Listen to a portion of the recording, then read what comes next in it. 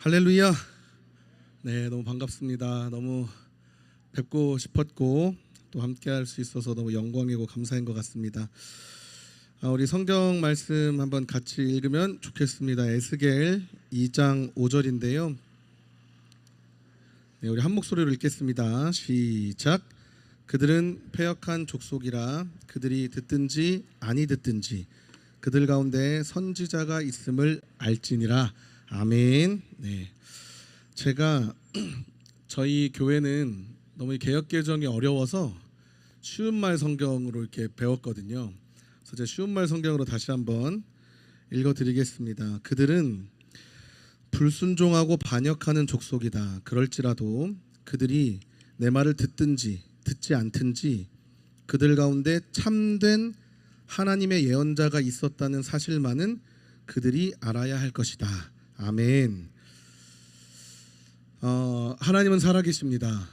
네, 하나님은 선하십니다. 하나님은 신실하십니다. 그리고 우리 하나님은 사랑이십니다. 그 하나님이 저와 여러분을 위해서 쉬지 않고 일하심을 믿으시면 좋겠습니다. 오늘 이 시간에도 주께서 역사하시는 줄로 믿습니다. 참 여기 훌륭하신 목사님들 또 많은 기도의 참 능력자분들 와 계시는데 이 무명의 전도사를 여기 세우셔서 마이크를 잡게 하시는 걸 보니까 여기 계신 분들은 정말 하나님 음성에만 관심이 있는 줄로 믿습니다. 사람이 아니라 성령님께서 직접 말씀하시는 것에 관심이 있으신 줄로 믿습니다. 한국교회 예배에 하나님께서 직접 일하시는 역사가 회복되어야 될 줄로 믿습니다. 성령님께서 직접 일하시는 그 예배가 회복되어져야 되는 줄로 믿습니다. 누구를 통한 말씀, 누구를 통한 찬양, 누구를 통한 기도가 아니라 성령 하나님께서 직접 일하시는 그러한 예배가 회복되어야 될 줄로 믿습니다. 저희 단체가 이태원 길거리에서 7, 8년 정도 예배를 드렸습니다. 매주 주일 저녁마다 이제 가서 길에서 이제 예배를 드리는데 그 중간에 코로나도 있었고 그래서 코로나 이후에 22년도인가요?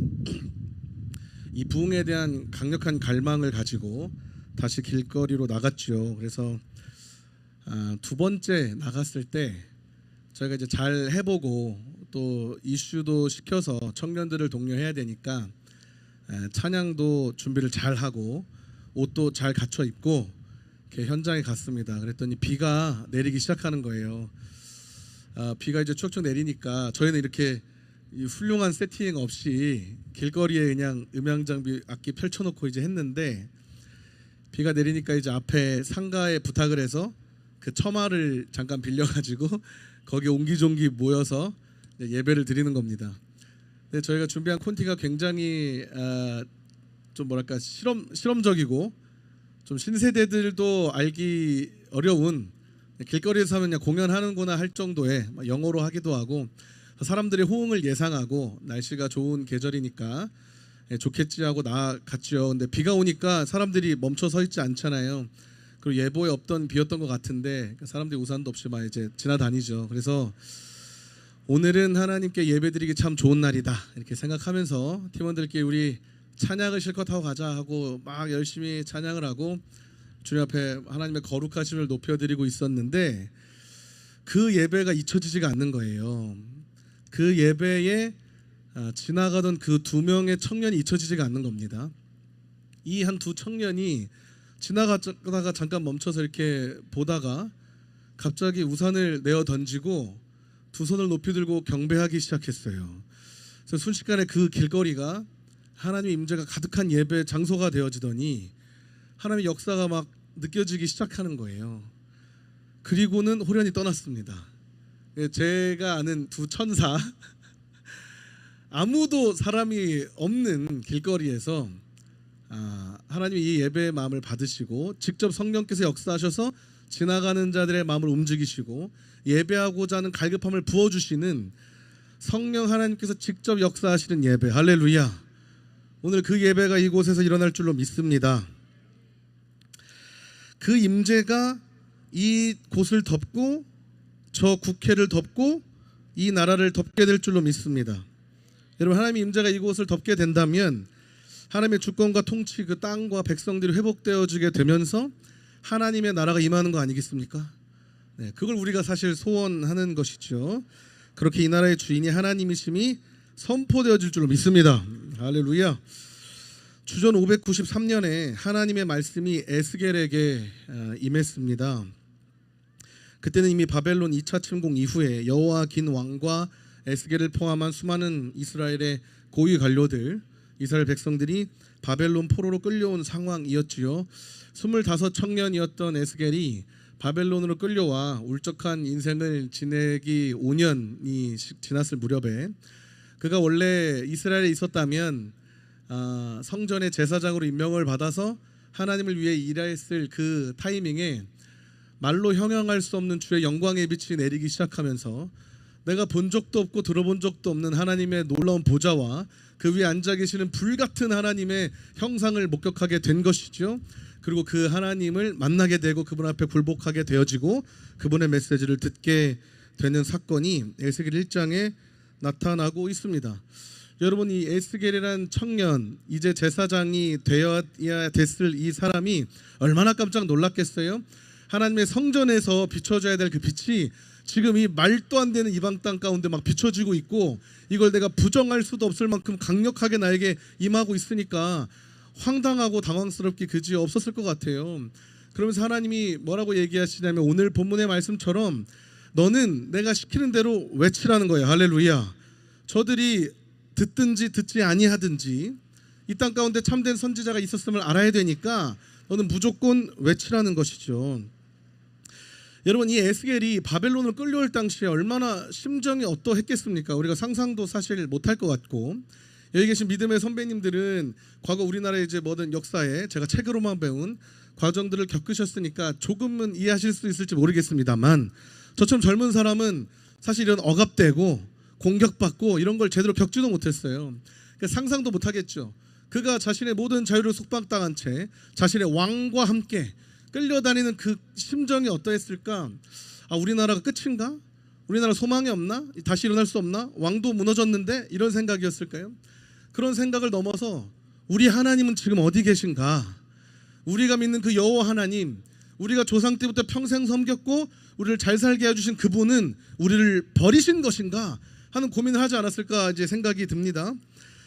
그가 그렇게 끌려가서 한창을 그 그발강가에서 고민하고 있을 때에 하나님의 영광이 내려서 말씀이 임했지 않습니까? 저였으면 너무 신났을 것 같은데요. 가슴이 두근거리고 내가 가서 외친다면 부흥이 일어난다는 거 아닌가. 하나님께서 나에게 지금 말씀을 주셨으니 내가 가서 외친다면 우리 백성들이 회개하고, 우리 백성들이 회개하기만 한다면 하나님이 다시 우리를 살리실 것인데, 이 얼마나 놀라운 사건이겠습니까? 근데 하나님께서 뭐라고 하시냐면, 어차피 그 백성은 듣지 않을 거야 라고 얘기하시잖아요. 저였으면 누가 이 얘기를 고지고대로 어차피 안 들으니까 내가 얘기하자 이렇게 들을까요? 제가 아는 하나님은 항상 역사하시던데요. 제가 아는 하나님은 살리길 원하신다 그랬는데요. 그러니 그 얘기를 듣고도 말은 저렇게 하시지만 우리가 진짜 회개하면 살리실 거야 라고 생각했을 것 같아요. 우리 마음속 깊은 곳에는 설마 혹시 하나님 이렇게 이 땅을 버리기라도 하시겠어? 나라와 민족을 위해 기도하면 엄청난 부흥이 일어나길 막 소망하고, 실제로 그런 것 같은 광경들을 막 목격하게 되어지죠. 나에게 하나님의 말씀이 임했으니까 내가 이 강단에 서서 외치고 내가 주님의 이름 가지고 나아가면 사람들이 바뀌고 부흥이 일어나고 나라가 살아나고 그렇게 막 모임도 커지고 라고 생각하는 것이죠. 그런데 아무 일도 일어나지 않는다라는 겁니다. 아무 일도 일어나지 않는 것 같은 거예요. 허공에 막 삽질하는 것 같은 거죠. 진짜 하나님 말씀하신 대로 아무 일도 일어나지 않는구나. 에스겔은 그럴 수 있을 것 같아요. 근데 저와 여러분은 어떨 것 같으십니까? 하나님 감동 주셔서 여기까지 나와가지고 막 기도하는데 상황이 바뀌긴커녕 어두워지는 모습을 본다면, 매주 이 모임 자체도 막 어려워진다면 여러분 어떤 생각을 하시겠습니까? 우리 성도들은 보통 이런 상황에서 이 상황을 해석해내기 위해 여러 가지 방법을 찾는 것 같아요. 이제 신앙의 사역의 초심자들은 남 탓을 할 것 같아요. 막 리더들을 탓할 수 있겠죠. 우리 대표 되신 목사님이 영성 관리 안 하셔서 우리 이걸 괜히 하자고 부추겨가지고 뭐 이렇게 되는 거 아닙니까? 할 수도 있을 것 같아요. 그래도 좀 신앙이 있어서 교회에서 훈련 받으신 분들, 겸손하신 분들은 자기 자신을 막 정죄하기 시작할 것 같아요. 내가 기도 안 해서, 내가 말씀 보지 않았기 때문에, 내가 더 하나님 앞에 순전하지 못했기 때문에 하나님 나에게 말씀하시지만 이 역사 일어나지 않는 거야 생각할 수도 있고요. 정말 이제 좀 신앙의 고급자 분들은 막 금식함에 매달리겠죠. 더 하나님 앞에만 나가는 겁니다. 막 더 격렬한 퍼포먼스를 주님 앞에 보여드리는 것이죠. 하나님 일하여 주시옵소서. 내가 죽으면 죽으리라 막 나가겠습니다 할 수도 있겠어요. 그러나 오늘 에스겔은 선지자로서 에스겔이 뭔가를 잘못해서 잘못 기도해서 아무런 변화가 없는 것이 아니라는 것이죠. 하나님은 애초에 알고 계셨다라는 겁니다. 듣지 않을 거라는 걸 알고 계셨다라는 거예요. 이유가 있습니다. 왜 듣지 않는가? 이스라엘 백성들이 패역했기 때문입니다. 하나님께서 어떤 부분을 보고 패역하다 했을까? 하나님이 패역하다 말씀하신 기준이 무엇인가 보니까 우상을 숭배했다라는 것이죠. 우상 숭배하는 게 무엇인가? 음란하고 자기 좋은 대로 살고 하나님보다 자기 자신을 선택하기 시작하고, 그럼 여러 가지 뭐를 경배했다, 바알신을 섬겼다, 뭐 했다 하지만 그 궁극으로 쫓아 올라가다 보면 결국엔 자기 사랑 아니겠습니까? 그러므로 믿음이냐 아니냐는 딱 두 개 중 하나죠. 하나님이냐 나 자신이냐, 이거 둘 중에 우리가 싸우고 있는 거 아니겠습니까? 그렇다면 이 시대는 패역한가? 우리가 이 시대를 보니까 너무나도 패역한 것 같아요. 누가 봐도 아주 패역하고 죄 많은 시대를 살고 있는 것 같습니다. 그런데 이때에 하나님께서 기도하라고 마음을 우리에게 주시는 것이죠. 나라를 위해 모여서 기도하라는 마음을 주시는 겁니다. 그래서 이 패역한 세대를 보면서 살아나길 바라면서 변화되길 바라면서 모여서 기도하는데 아무도 듣지 않고 조롱하고 넘어가고 관심도 없는 것 같고 변화되긴커녕 하나님의 역사가 나타나긴커녕 나조차도 뭔가 의심이 들기 시작할 수 있다는 것이죠. 그럼 하나님은 도대체 왜 이 에스겔에게 말하라고 했을까? 어차피 안 들을 거 아셨는데, 여러분 에스겔이 이 말하라고 하는 이 말씀에 순종해서 어떤 짓까지 했는지 여러분 잘 알고 계시죠? 엄청난 퍼포먼스들을 막 벌이는 겁니다. 예루살렘의 막 벽돌 위에 예루살렘 모형 만들고 거기를 막 이제 포위해서 공격하는 퍼포먼스를 하고, 왼쪽으로 390일 동안 누워서 이스라엘의 죄를 얘기하고 오른쪽으로 40일 동안 누워서 유다 왕국의 죄를 얘기하고, 수염과 머리카락을 깎고 성읍에서 불지르고 칼로 치고 바람에 날리고 하면서 막 자기 자신을 학대하는 퍼포먼스들을 막 하는 거예요. 그렇게 하다 못해서 하나님 뭐라고 하시냐면, 네 기쁨, 너의 눈의 기쁨, 네 아내를 내가 빼앗겠다. 그러나 네 아내가 죽었을 때 넌 절대 울거나 슬퍼하지 마. 그래서 뜬 눈으로 자기 아내가 내가 사랑하는 내 눈의 기쁨이래요. 하나님도 아시는 거죠. 자기가 사랑하는 그 아내가 죽임당하고 내 가슴이 미어지는데 내 죄나 내 아내의 죄 때문도 아니고 우리 민족의 죄 때문에 내 아내가 대표로 이렇게 죽어졌어요. 죽어진 걸 바라보면서 슬퍼하지도 말고 눈물 돌리지 말라는 거예요. 주변 사람들이 봤을 때 충격이죠. 저 사람 제정신인가? 근데 그걸 다 순종했다라는 것입니다. 여러분 이렇게 하실 수 있으실 것 같아요. 할렐루야. 저도 여기 계신 분들은 이 황금 같은 주말에, 오늘 날씨 이렇게 좋아가지고 제가 너무 얼마나 감사한지 추울 각오를 하고 왔거든요 사실. 근데 너무 좋아가지고 하나님께 감사했습니다. 이 좋은 날씨에 좋은 시간에 여기에 모여서 나를 위해 기도하겠다 하신 분들은 이미 순종하고 계신 줄로 믿습니다. 물론 여러분의 아내와 남편을 죽이지 않으실 것 같아요. 네, 그런 각오가 돼 있으시잖아요. 할렐루야. 아닌 걸로 넘어가겠습니다. 저도 제 아내 주님 어려울 것 같아요. 근데 그 미친 짓을 다 하는 거예요. 정신 나간 짓들을 하는 겁니다. 하나님 말씀해 주셨다고 순종해서 하는 거예요. 다 했는데 아무 일도 안 일어나요. 사람들이 변하지 않습니다.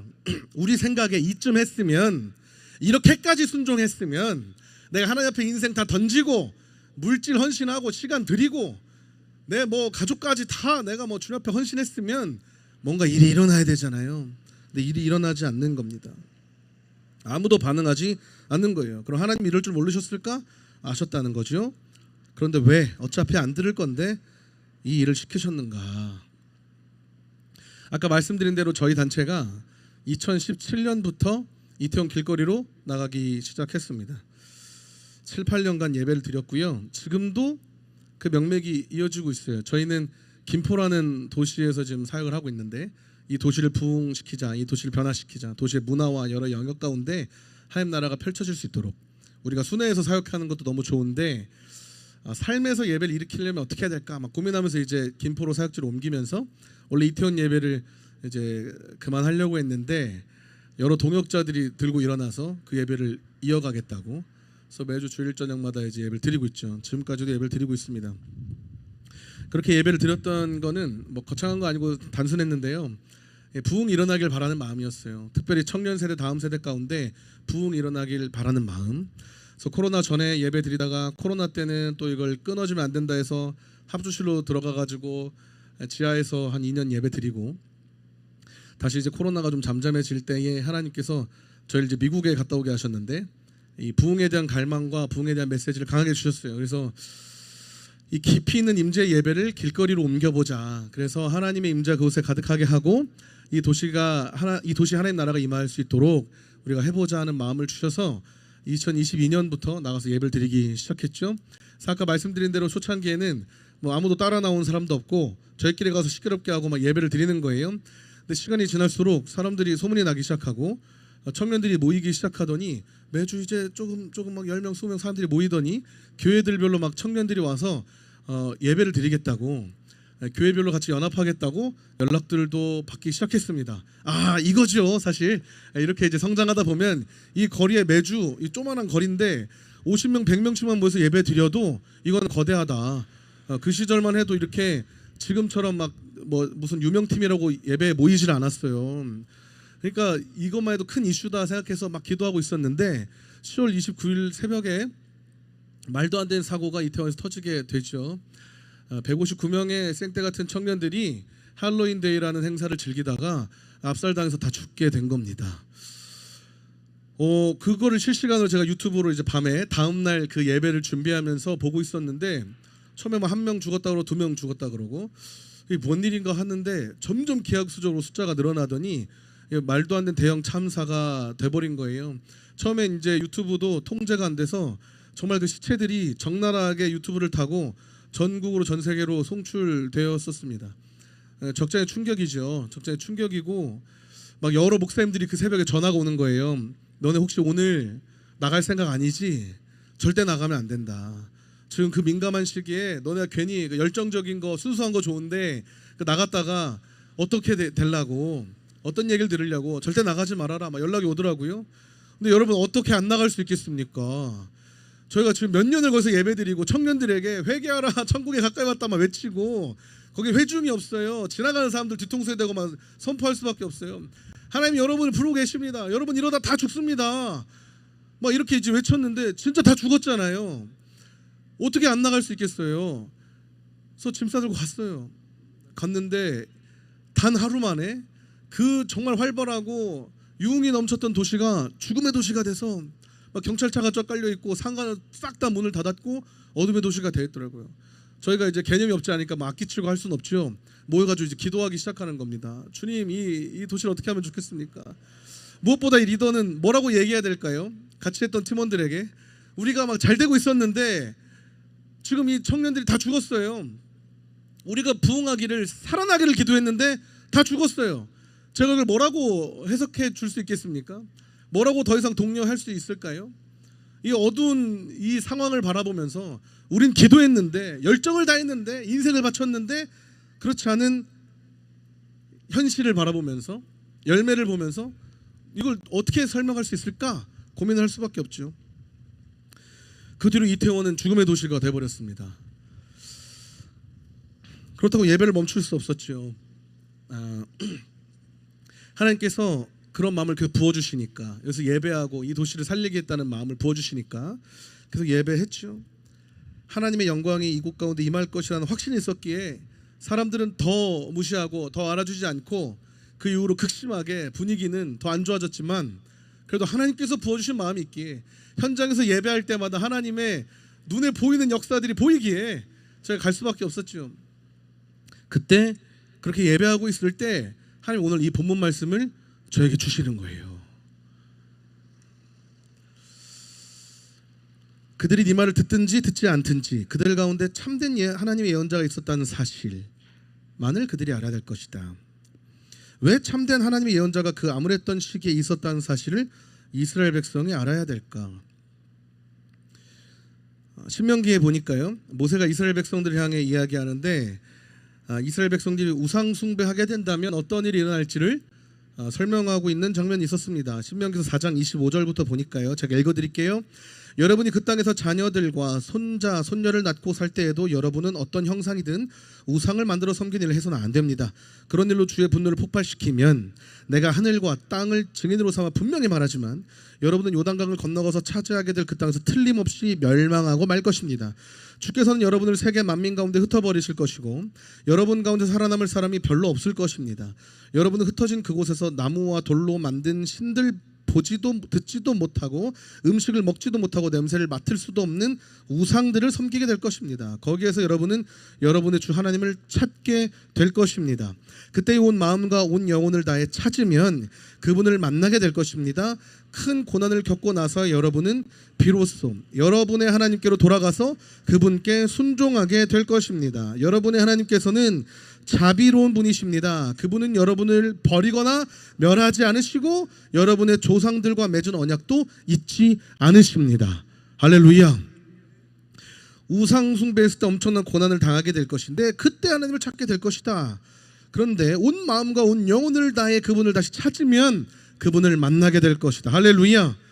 이 말씀을 기억하면 살아나는데 기억이 안 나는 거예요. 지금 이 처참한 상황, 이스라엘이 멸망하고 바벨론으로 끌려가면서 당한 이 처참한 상황 속에서 낙담하고 삶에 치이고 문제는 해결되지 않고 이 어려움을 겪다 보니까 생각이 안 나죠. 우리는 어떻습니까? 정부는 이 모양이고 한국교회는 저 모양이고 말씀을 잃은 것 같고 성도들은 헤매이는 것 같고, 그런데 이 말씀을 기억하면 지금 우리 상황이 왜 이렇고 우리가 어떻게 하나님 앞에 나아가야 하는지, 그리고 그분은 자비로운 분이셔서 절대로 우리를 버리거나 멸하지 않으시고 우리의 조상들과 맺은 언약도 잊지 않으시는 분이라는 것을 다시 깨달을 수 있을 텐데 우리 대한민국이 지금 말씀을 잃어서 이 사실을 모르고 있다는 것이죠. 그래서 누군가 계속 말하고 있어야 되는 줄로 믿습니다. 여러분, 성경을 처음부터 보면 어떻게 좀 읽혀지시는지 모르겠습니다만 저는 개인적으로 그런 것 같아요. 하나님의 절규로 들리는 거예요. 내 백성들아 나에게로 돌아오라. 나는 너희를 멸망시키고 싶은 게 아니고 살리고 싶은 것이다. 성경 읽을수록 하나님의 외침으로 막 들리는 거예요. 그런데 이 말씀을 모르고 안 읽으니까 이 외침이 들릴 수가 없지요. 그래서 하나님은 자신에게 순종하는 그 사람들을 세우셔서 대신 말하게 하신 줄로 믿으시길 바랍니다. 이 에스겔이라는 사람의 인생을 들어서 외치는 거예요. 예레미야라는 사람의 인생을 들어서 외치는 것이고, 이사야의 인생을 들어서 외치고, 성경에 나오는 수없이 많은 선지자들, 예언자들을 세우셔서 그들의 인생을 취하시고, 너 나를 위해 순종할 것이냐? 너 나를 섬기겠느냐? 예 주님, 제가 주님 사랑하는데 제가 주님 섬겨야죠. 그래? 그럼 내가 네 인생으로 외쳐야겠어. 저 백성들에게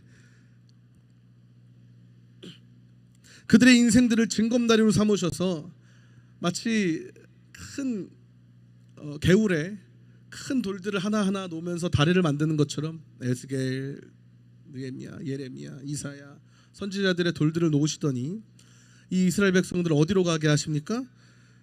그 돌들이 동일하게 외쳤던 그 메시아 예수 그리스도에게로 인도하는 줄로 여러분 믿으시길 바랍니다. 이 이스라엘 백성들이 예수가 그 땅 가운데 임했을 때 그를 알아보라고, 그가 내가 보낸 아들이 확실하고 내가 이만큼 너희들을 사랑하고 내가 너희들을 살리기 위해서 이 인간과 나 여호와 하나님과의 관계를 회복시키기 위해서 이 아들을 죽이기로 결심했다는 사실을 너희들이 알아들으라고 그 앞에 수천 년 동안 수없이 많은 인생들을 사용하셔서 하나님 얘기하고 계셨다. 이 오만 백성들이 예수를 알아보지 못해서 헤매일 때, 아, 에스겔이 말했던 것이 바로 이것이었구나 하면서 예수를 발견하는 것 아니겠습니까? 여러분, 그러므로 오늘날 우리가 이 광장에서 모여서 나라를 위해 주님 앞에 울부짖는 이유가 무엇이겠습니까? 저는 이곳에 수많은 사람들이 오면 좋겠어요. 할렐루야. 오늘 이 날이 부흥의 날이었으면 좋겠습니다. 할렐루야.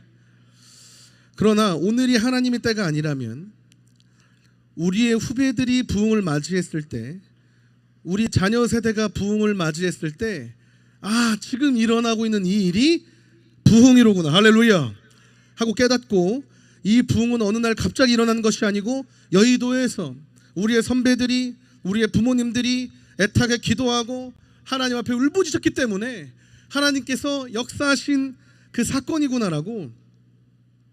그때는 광신도처럼 보였고 미친 사람들처럼 보였는데 알고 보니 예수에 미친 사람들이었구나. 하나님은 살아계셔서 자신에게 미쳐있는, 자신을 미칠 만큼 사랑한다고 고백하는 그 순종의 사람들로 부흥의 다리를 건설하고 계셨구나, 그렇게 고백할 줄로 믿습니다. 여러분, 에스겔의 말년에 그가 새 예루살렘을 예언하면서 새로운 성읍에 대한 예언을 하는데 그의 마지막 멘트가 바로 이거예요. 48장 35절입니다. 48장 35절. 이처럼 그 성읍의 사면 성벽 둘레합이 1만 8천 규빗이다. 그리고 사람들은 이날 이후로 그 성읍의 이름을 여호와 삼마라고 부를 것이다. 할렐루야. 여호와 삼마라는 말이 무엇입니까? 여호와께서 거기 계시다. 할렐루야. 에스겔이 이 멘트를 던지고 사라지죠. 이 절규를 토해놓고 사라집니다. 그리고 거기서 끝났을까요? 그렇지 않죠. 에스겔 평생에 외치고 마지막 날 하나님께서 이 땅을 결국에 회복시키실 것인데, 결국에 부흥을 일으키시고 살리실 것인데, 그때 그 부흥의 증거 무엇인가? 하나님께서 그곳에 함께하고 계신다. 이 메시지는 역사를 쭉 관통해서 이어지더니 사도 요한이 보여지는 그 관점까지도 이어지게 되어집니다. 요한계시록에 그때를 소망하면서 사도 요한도 그때를 기록하게 되어지는 것입니다. 요한계시록 21장 1절부터 보니까 그 후에 나는 새 하늘과 새 땅을 보았습니다. 이전에 보던 처음 하늘과 처음 땅은 다 사라져버리고 바다도 더 이상 존재하지 않았습니다. 나는 또 하늘나라의 거룩한 도성 새 예루살렘이 하나님께로부터 하늘에서 내려오는 것을 보았는데, 새 예루살렘은 마치 신랑을 위해 곱게 단장한 신부와 같았습니다. 그때 나는 하늘나라 보좌에서 큰 음성이 울려 나오는 것을 들었습니다. 보라! 하나님의 집이 사람들 가운데 있다. 이제 하나님께서 사람들과 함께 계실 것이고 그들은 하나님의 백성이 될 것이며 하나님께서는 친히 그들과 함께 지내시면서 그들의 하나님이 되실 것이다. 하나님께서 그들의 눈에서 모든 눈물을 몸소 닦아주실 것이니 이제 더 이상 죽음이 없고 다시는 슬픔도 우는 것도 아픈 것도 절대로 없을 것이다. 그것은 이전 것들이 다 사라져버렸기 때문이다. 할렐루야. 오늘 이 광장에 나오신 기도의 용사분들, 여러분의 기도가 이 나라를 살리는 줄로 믿습니다.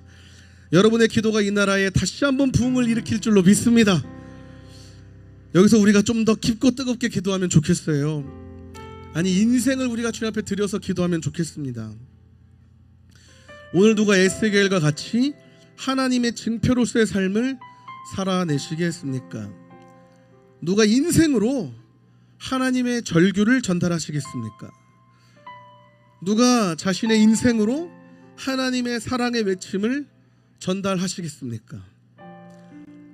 하나님의 말씀에 전적으로 순종하는 사람, 그분께 미쳐서 인생을 들여서 예배하는 사람, 예수 그리스도의 재림의 날을 준비하며 외치는 사람. 오늘 여러분들의 이 삶을 통해서 예수 그리스도의 다시 오심이 증명되어지고 선포되어지고, 그래서 정말 그때가 되었을 때 우리 자녀들이, 이후의 세대들이 이게 무슨 일이지? 이게 그때가 맞나? 아, 나의 부모님의 이야기를 들어보니 그때가 맞구나. 할렐루야. 오늘 그렇게 결단하는 사람의 삶을 통해서 하나님은 이 나라를 살리실 줄로 믿습니다. 오늘 우리의 기도가 한국을 부흥케 하고 다음 세대가 일어날 수 있도록 준비시키고 예수 그리스도의 재림을 바라보게 하는 줄로 믿습니다. 여러분 힘을 내십시다. 그리고 저는 너무 오늘 이 자리에 오면서 너무 죄송하고 감사한 마음이 있었어요.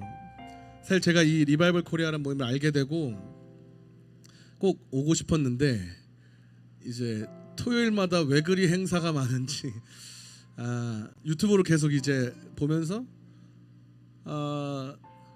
너무 감사하고 감격스럽고 너무 죄송하다. 이건 우리 젊은 세대가 응당 기도해야 되는 문제가 아닌가. 물론 여기 우리 청년 세대분들도 계십니다만은 그리고 또 한 가지 감사한 것은 제가 정말 부흥을 사모했거든요. 정말 부흥을 사모했거든요.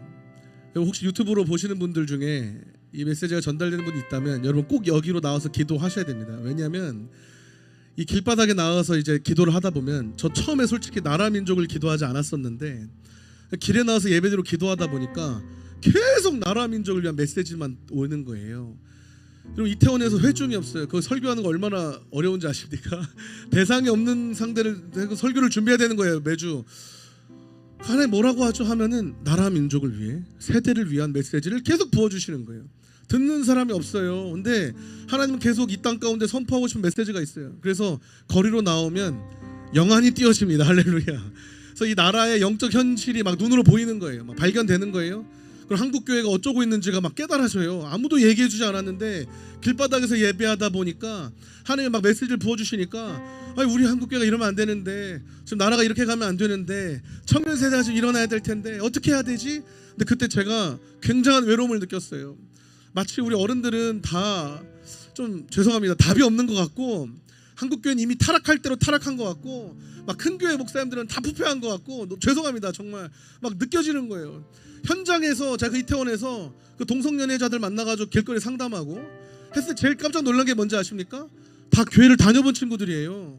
이름만 대면 알만한 대형 교회에 있었던 친구들이에요. 한 번은 정말 막 전도사만 교단별로 6명이 모였어요. 그 현장에 막 예배 드리고 있는데 막 술 취한 여성들이 와서 시비를 걸길래 제가 중재하고 한판 붙었지요. 그랬더니 갑자기 털썩 앉아 주저하며 울면서 막 하염없이 울다가 죄송합니다 그러더라고요. 그래서 저도 죄송해요. 제가 똑같이 했잖아요. 괜찮습니다. 저한테 죄송할 필요 없어요. 그랬더니 그분이 저 사실 동성연애자예요. 저한테 그러더라고요. 그래서 제가 그러셨냐고. 근데 선생님 여러분들은 저희 싫어하잖아요. 저 교회도 다녔었거든요. 근데 교회 다니면 해결된다 그래서 이 마음의 갈급함이 해결된다 그래서 다녔는데 해결 안 되던데요. 전도 안 했으면 좋겠다고 막 외쳤던 거예요. 그래서 그분이 저희가 그 얘기를 듣고 얼마나 한탄스럽던지 그 5, 6 전도사들이 그분을 이제 잘 보내드리고 길거리에 서가지고 한동안을 아무 말도 못했어요. 모두가 생각한 거예요. 내 사역이 뭐지? 우리 교회가 도대체 어떻게 해야 되는 것이지? 깨어있는 예배는 뭘까? 영혼이 살아나는 건 뭘까? 정말 이 길바닥을 헤매고 방황하는 청년들에게 정말 필요한 하나님의 메시지는 무엇인가 막 고민하게 되는 거 아니겠습니까? 그러니까 마음에 막 좀 이렇게 화가 있었어요. 화가 있었는데 10월 27일 날 광화문에서 정말 많은 분들이 모였잖아요. 목사님들이 마이크 잡고 막 회개했지 않습니까?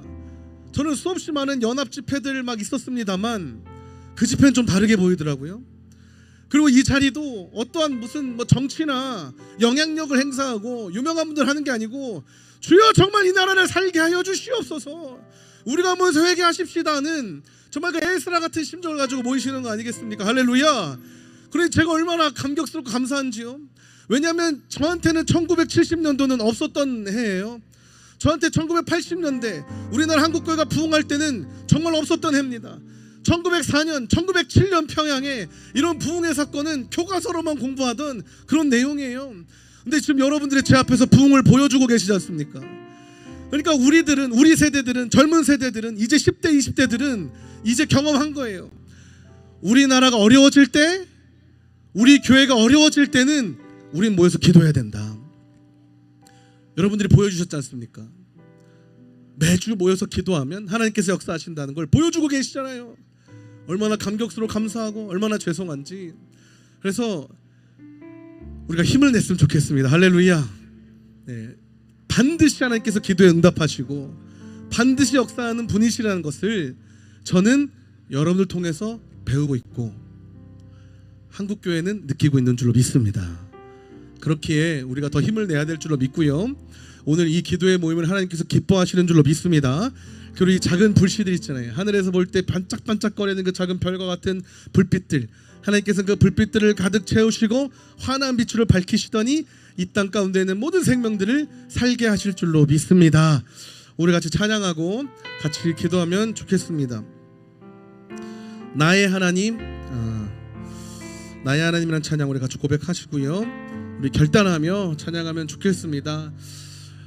우리 에스겔 같은 믿음의 선배님들, 참 기도의 용사분들, 하나님께서 얼마나 기뻐하시는지 제가 이 예배를 준비하면서 기도하고 하는데 마음에 여러 번 막 울컥함이 있고 빚진 마음이 들고 그랬던 것 같아요. 오늘 하나님께서 여러분이 이 떼양볕에 나오셔가지고 기도하는 걸 보시고 죄송합니다만 우리 주님이 참 뭐랄까 이런 표현이 맞는지 모르겠습니다만 빚진 마음이 드시는 것 같아요. 이 마지막 때에 참 내 앞에 나와서 기도하는 내 사랑하는 나의 백성들, 우리 함께 고백하도록 하겠습니다. 나의